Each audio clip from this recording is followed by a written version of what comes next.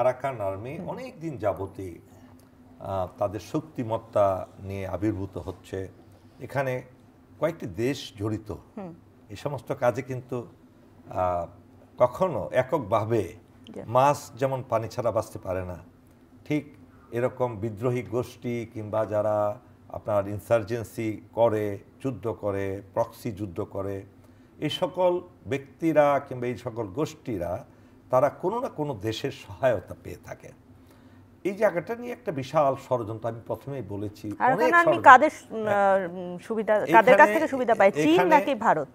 এখানে আমি যদি বলি দুই দেশেরই সহযোগিতা পায়, দুই দেশেরই সহযোগিতা পাচ্ছে এবং তাদের মেইন টার্গেট হলো এই একটা বিশাল একটা করিডোর তৈরি করা।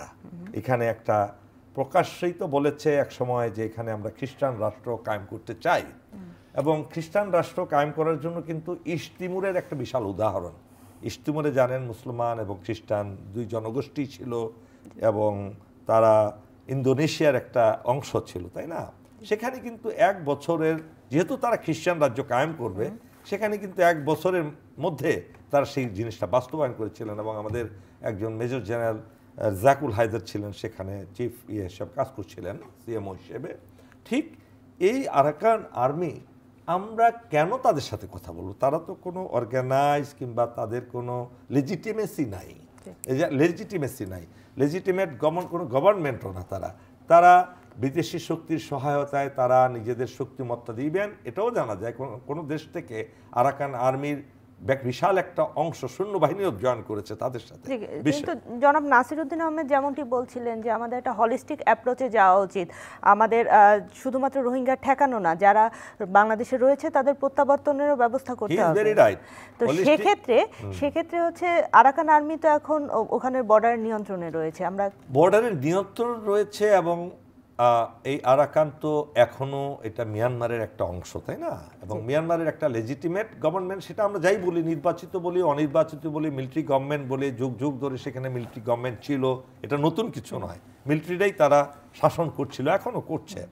এখন এই জিনিসটা তো প্রথমত সিস্টেমেটিক ওয়েতে স্টেপ বাই স্টেপ একটা শক্তি করছে, একটা বা দুই শক্তি মিলে করছে, যে এই জায়গাটা কিভাবে রোহিঙ্গা শূন্য করে এটাকে নিরাপদ একটা কিছু করা যায়, সেই কর্মকাণ্ডের ভিত্তি হিসেবে তারা আপনার এই আরাকান আর্মির সৃষ্টি করেছে। এখন একটা সময় আমাদের কথা হচ্ছিল ভিতরে যে আমরা কি আরাকান আর্মির সাথে যোগাযোগ করব কিনা, এবং তারা অ্যাপ্রোচও করেছে আমাদের কাছে, এসছেই এই সংবাদ আসছে, অনেক সময় আসছে যে হোয়াই নট আমরা মিয়ানমারের এই বাদ দিয়ে আমরা এদের সাথে যোগাযোগ করে তারা যদি আলাদা একটা রোহিঙ্গাদেরকে আশ্রয় দেয়, রোহিঙ্গাদেরকে একটা আলাদা ছেড়ে দেয়, তাহলে তাদের সাথে আমরা কথা বলি, তাহলে আমাদের রোহিঙ্গা সমস্যার সমাধান হয়ে যাবে, রোহিঙ্গারা তাদের দেশে ফেরত যেতে পারবে এবং তাদের অংশ তারা শাসন করলো।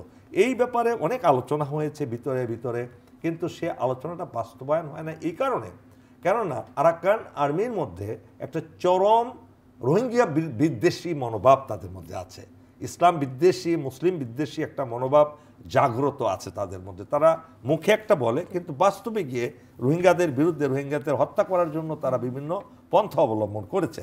তো সেই জন্যই আজকে হয়তো গতকাল শুনেছেন আপনি, আমাদের পররাষ্ট্র সচিব তৌহিদ সাহেব, পররাষ্ট্র উপদেষ্টা তৌহিদ সাহেব যথার্থই বলেছেন যে এটা তো কোনো লেজিটিমেট কোনো গোষ্ঠী নয় যে তাদের সাথে আমরা আলোচনা করতে পারি।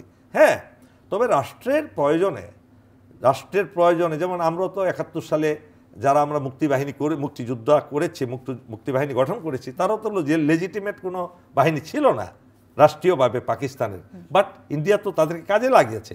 তো সেইভাবে রাষ্ট্রীয় চিন্তাধারা নিয়ে যারা কাজ করেন, রাষ্ট্রের ভবিষ্যৎ নিয়ে যদি কাজ করেন, এবং এখানে একটা স্ট্রং টিম, আমি যেটা মনে করি পররাষ্ট্র মন্ত্রণালয়ে কিংবা আমাদের প্রতিরক্ষা মন্ত্রণালয়ের দেশপ্রেমিক দূরদর্শী টিম থাকা উচিত এই ব্যাপারগুলোতে সিদ্ধান্ত নেওয়ার। যেই মুহূর্তে আমাদের কি সিদ্ধান্ত নেওয়া উচিত, এটা নিলে কি কি পজিটিভ আছে, কি কি নেগেটিভ সাইড আছে, দেশের জন্য কি লাভজনক হবে না ক্ষতিকর হবে, এটা একটা দিক। দ্বিতীয় যে গুরুত্বপূর্ণ বিষয়টা, এটা কিন্তু একটা রোহিঙ্গাদেরকে আপনি না পারেন ফেলতে, না পারেন গিলতে, দুইটা আমরা অনেক সময় না যে একটা গিলাও যায় না ফেলেও যায় না, এমন একটা জনগোষ্ঠী। কেন তো আপনি তো যতই বলেন, একজন মানুষ হিসেবে তো একটা মানুষের প্রতি আপনি অমানবিক হতে পারেন না, কতক্ষণে একটা চোর ডাকাত ছাড়া তো হতে পারে না। এই মানুষগুলোকে আমরা কিভাবে রিহেবিলেট করতে পারি, এটার জন্য এই হলিস্টিক একটা যোগসূত্র, একটা বিশাল কর্মকাণ্ড দরকার। সেখানে শুধু ওআইসি দিয়ে হবে না, এখানে চায়নাকে ইনভলভ করতে হবে, আমেরিকাকে ইনভলভ করতে হবে, রাশিয়াকে ইনভলভ করতে হবে। যেভাবে পারি আমরা এই রোহিঙ্গাদেরকে রোহিঙ্গাদের মাতৃভূমিতে প্রেরণ করে, যদি প্রয়োজন হয় আরাকান আর্মির সাথে যোগসূত্র করে যে তোমার চুক্তি করবা যে তাদের এই এরিয়া তাদেরই থাকবে, বাকিটা তোমাদের থাকবে, আমরা সেই চুক্তিতে যাব। এটা তো আর প্রকাশ্যে বলা যায় না, কূটনীতির বিষয় অনেকগুলোই থাকে, গোপনীয় থাকে।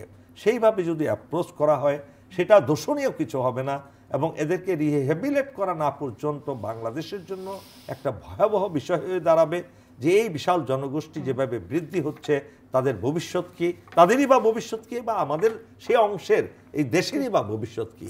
এই দুইটার সমন্বয়টা অত্যন্ত কঠিন একটা কাজ। অসংখ্য অসংখ্য ধন্যবাদ।